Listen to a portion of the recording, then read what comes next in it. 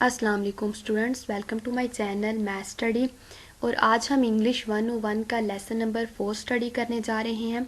Lesson number 4 जो है वो लेसन नंबर 3 को आगे लेके जा रहा है, यानी लेसन नंबर 3 स्टडी करेंगे फिर ये आपको लेसन नंबर 4 की समझ आएगी। और लेसन नंबर 3 एंड 4 ये वैसे भी बहुत ज़्यादा ज़रूरी हैं आगे जाके, ताकि आपकी रीडिंग स्किल्स इंप्रूव हों। इसके अलावा पेपर के पॉइंट ऑफ व्यू से भी स्टूडेंट्स ये लेसन्स बहुत ज़्यादा इंपॉर्टेंट हैं, तो आपने स्किप नहीं करने, आपने वीडियो को एक बार देखना है। अगर नहीं समझ आती तो आप अगेन एंड अगेन देखें और ये अपना कॉन्सेप्ट बिल्कुल क्लियर करें, क्योंकि एग्ज़ाम्स में आपका कॉन्सेप्ट देखा जाता है। अगर कॉन्सेप्ट क्लियर है तो आप कोई भी क्वेश्चन आएगा, थोड़ा चेंज भी आएगा, तो आप उसे सॉल्व कर पाएंगे। तो चलें लेसन की तरफ चलते हैं। स्टूडेंट्स, आज का जो लेसन है, ये जो प्रीवियस लेसन में हमने स्किल्स पढ़ी थी, स्किल्स सीखी थी, उन्हीं को इम्प्रूव करने के लिए है। इसमें हमने पैराग्राफ उन्होंने दिए हुए हैं, उनमें टॉपिक फाइंड करना है, मेन आइडिया फाइंड करना है और स्पॉटिंग आइडियाज़। टॉपिक भी आपको पता है क्या होता है, मेन आइडिया यानी पूरे पैराग्राफ में किस बारे में, बेसिकली बात किस बारे में हो रही है, वो हमें मैसेज क्या कन्वे करना चाह रहे हैं। और स्पॉटिंग आइडिया जो होता है वो होता है जो मेन आइडिया को सपोर्ट कर रहा है। ठीक है, तो चलें आगे स्टडी करते हैं।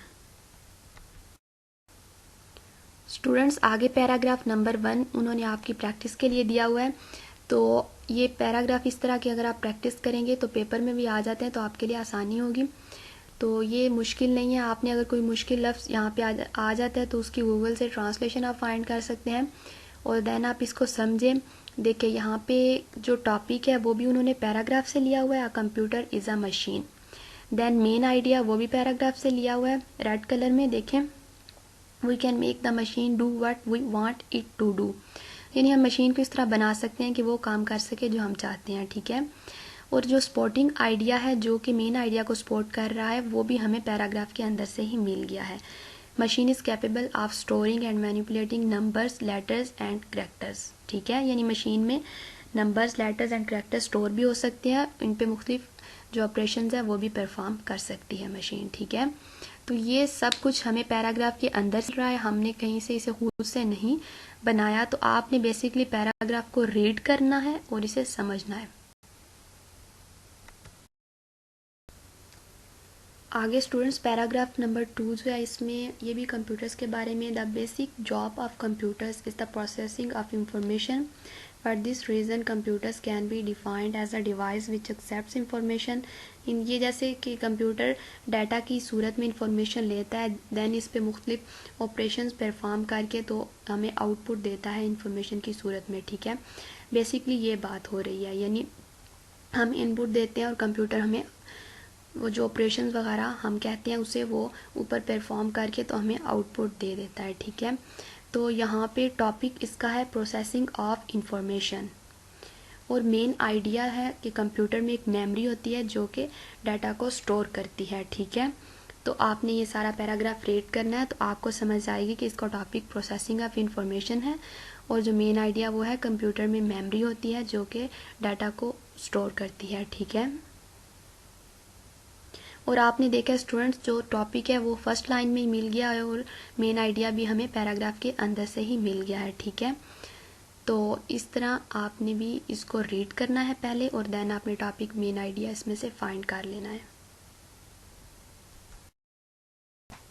नेक्स्ट हमारे पास स्टूडेंट्स यहाँ पे उन्होंने आपको कुछ स्टेटमेंट्स दी हुई हैं और जो कि आपने बताना है ट्रू है या फॉल्स हैं। ठीक है, और जो फॉल्स हैं उनको आपने सही करके लिखना है, और मैंने यहाँ पे सिर्फ जो फॉल्स हैं वो लिख दी हैं ताकि लेक्चर जो है वो ज़्यादा लेंथी ना हो जाए। और ये उन्होंने ऊपर जो पैराग्राफ्स दिए हुए हैं वहीं से लिए हैं। ठीक है, तो आ कंप्यूटर कैन स्टोर और handle any data even if it hasn't received information to do so, यानी वो कहते हैं कि कंप्यूटर डाटा को हैंडल कर देता है इवन कि हम उसे इंस्ट्रक्शंस ना भी दें। तो ये बिल्कुल रॉन्ग है, कंप्यूटर को इनपुट दिया जाता है तो वो उसके अकॉर्डिंग परफॉर्म करता है। तो इसको सही करके आप लिख सकते हैं कि कंप्यूटर कैन स्टोर और handle any data which is input. और ये जो सही वाला सेंटेंस है ये भी उन्होंने ऊपर पैराग्राफ से ही लिया हुआ है। ठीक है, तो इसी तरह नंबर 4 भी हमारे पास रॉन्ग था, फॉल्स था। Not all computers can perform arithmetic operations, make decisions and communicate in some way with the user. वो कहते हैं सारे कंप्यूटर्स अरिथमेटिक ऑपरेशंस नहीं परफॉर्म कर सकते, डिसीजन नहीं ले सकते और यूज़र से कम्युनिकेट नहीं कर सकते किसी वे में। तो ये गलत है, बल्कि all the computers can perform arithmetic operations, make comparisons and output information. यानी इंफॉर्मेशन आउटपुट करते हैं तो ही यूज़र से कम्युनिकेट करते हैं ना। इसी तरह नंबर 8 जो है वो भी रॉन्ग था, तो उसे नीचे सही करके लिखा हुआ है। ठीक है स्टूडेंट्स, तो आपने सारी स्टेटमेंट्स हैं वो आपने पढ़ लेनी है, तो आपको पता चलेगा कि दूसरी ठीक है बिल्कुल, अगर आपने पिछले पैराग्राफ्स जो है वो सारे रीड किए हुए हैं। तो यहीं से आपकी रीडिंग स्किल्स जो है वो इम्प्रूव होंगी। स्टूडेंट्स, आगे आपकी रीडिंग स्किल्स को इम्प्रूव करने के लिए पैराग्राफ जो आपने ऊपर रीड किया है उन्हीं में से कुछ उन्होंने सेंटेंसेस ले लिए और आपने ये जो ब्लैंक स्पेसेस हैं इनमें ऊपर से वर्ड्स लेके तो वहाँ पे एडजस्ट करने हैं। ठीक है, कहीं सिंगुलर में दिए हुए हैं तो आपने सेंटेंस के मुताबिक उसे प्लूरल में या एक वर्ड को 2 दफ़ा भी यूज़ कर सकते हैं। ठीक है, जिस तरह every computer has circuits for performing arithmetical operations, operating switch और magnetised core. A terminal with a screen is normally referred to as a CRT display unit. A computer is a device that processes information in the form of program and data and can store this information in a memory. तो ये भी ऊपर जो paragraphs दिए हुए हैं जो हमने पहले स्टडी किए हैं तो उन्हीं में से लिया हुआ है। ठीक है, तो इस तरह की प्रैक्टिस एक्सरसाइजेज आ सकती हैं आपके एग्जाम्स में भी, तो आपने इनकी अच्छी तरह प्रैक्टिस कर लेनी है। Thanks for watching my video students.